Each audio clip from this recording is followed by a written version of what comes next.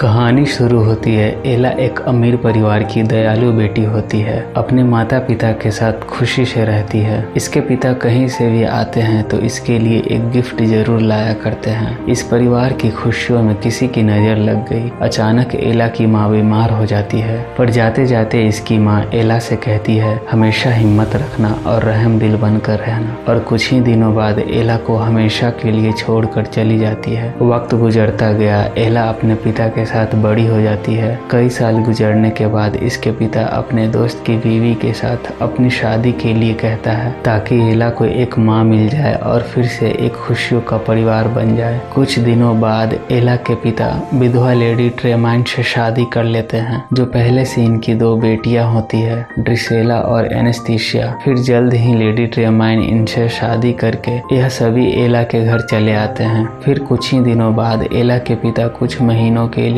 काम से बाहर जाते हैं। तभी इसके पिता के जाते ही लेडी ट्रेमाइन एला के साथ घटिया बर्ताव करना शुरू कर देती है, जो इसके कहने पर एला अपनी सौतेली बहनों को अपना बेडरूम दे देती है और मजबूरन इसे बेसमेंट में सोना पड़ता है। फिर कुछ दिनों बाद एक आदमी द्वारा एला के पिता की मृत्यु की खबर सुनाई जाती है, जिसे एला सुनकर बहुत उदास हो जाती है और रोने लगती है। एला अब अनाथ हो जाती है और लेडी ट्रेमाइन पैसे बचाने के लिए घर के कर्मचारियों को काम से निकाल देती है और अब एला को ही घर के सारे काम करने पड़ते हैं। एक रात एला अपने चूहों को खाना खिलाने के बाद खुद भूखी आग के पास सो जाती है। सुबह उठने पर इसके चेहरे पर राख लग जाती है। फिर सौतेली बहनों के लिए खाना परोसती है तो चेहरे पर लगे राख को देखकर एला के सौतेले परिवार ने इसे सिंड्रेला कहकर मजाक उड़ाने लगते हैं और अपने साथ बैठकर खाने से मना करते हैं। फिर इन सब के घटिया बर्ताव से परेशान होकर एला जंगल में चली जाती है, जहां इसे एक हिरण नजर आता है, जो कुछ लोग इसका शिकार करने की कोशिश करते हैं। फिर एला इसे बचाती है। तभी कुछ समय बाद किट नाम के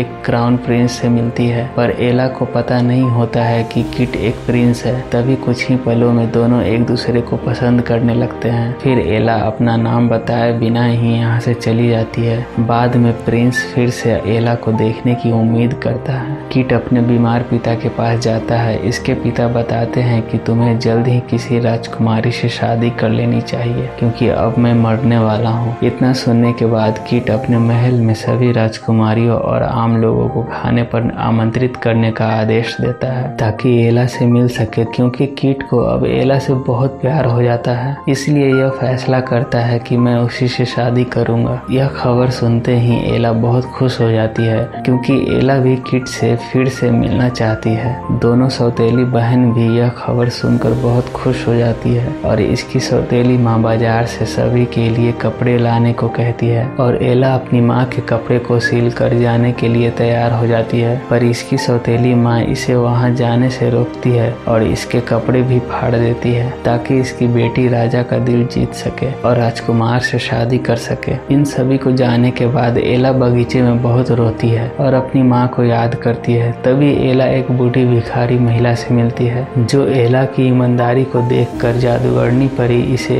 राजा के महल में जाने के लिए तैयार करती है और जादुई रूप से एक कद्दू को एक गाड़ी में, चूहों को घोड़े में, छिपकलियों को फुटमैन में और एक हंस को कोचमैन में बदल देती है। फिर एला की फटी हुई पोशाक को एक खूबसूरत बॉल गाउन में बदल देती है और एला के सौतेले परिवार इसे न पहचाने इसलिए इसे एक अंतिम मंत्र देती है और इसे एक जोड़ी कांच की जूती देती है। जैसे ही एला जाती है, जादूगरनी परी इसे चेतावनी देती है कि जादू आधी रात के आखिरी स्टॉप पर समाप्त हो जाएगा। इधर महल में बहुत इंतजार करने के बाद एला यहाँ पहुँचती है। फिर किट इसे देखकर बहुत खुश हो जाता है और राजकुमार सभी राजकुमारियों को छोड़कर एला को अपने साथ डांस करने के लिए पूछता है और दोनों डांस करने लगते हैं। पर इधर राजा के सबसे अच्छे सलाहकार ग्रैंड ड्यूक राजकुमार की शादी राजकुमारी चेलिना से पहले ही तय कर देते हैं ताकि इस महल पर अपना हुकूमत चला सके। इधर किट और एला आपस में बातें कर रहे होते हैं। एला किट के साथ बंध जाती है, लेकिन इससे पहले कि यह अपना नाम बताती आधी रात को घड़ी की घंटी बज जाती है और एला घबराकर अपनी एक कांच की जूती खोकर महल से भाग जाती है। रास्ते में जादू का समय जैसे जैसे कम होता जाता है, उसी तरह सारे सहायक अपने रूप में आने लगते हैं। घर लौटने पर यह बची हुई कांच की जूती को फर्श के नीचे छिपा देती है। इधर इधर राजा की मृत्यु होने से पहले राजा कीट को एला से शादी करने की अनुमति दे देता है। अब नए राजा के रूप में कीट रहस्यमयी राजकुमारी के लिए अपने प्यार का इजहार करते हुए एक संदेश जारी करता है और अनुरोध करता है कि वह खुद को महल में पेश करे। एला अपनी पहचान साबित करने के लिए जूती को लेने के लिए दौड़ती है, लेकिन लेडी ट्रेमाइन इस जूती को पहले ही ले लेती है और बदले में कीट से शादी करने के बाद एला को शाही घराने का मुखिया बनाने के लिए इसे ब्लैकमेल करने का प्रयास करती है, पर एला ऐसा करने से मना कर देती है। लेडी ट्रेमाइन जूती को तोड़ देती है और एला को बेसमेंट में बंद कर देती है। इधर कीट ग्रैंड ड्यूक और गार्ड के कप्तान को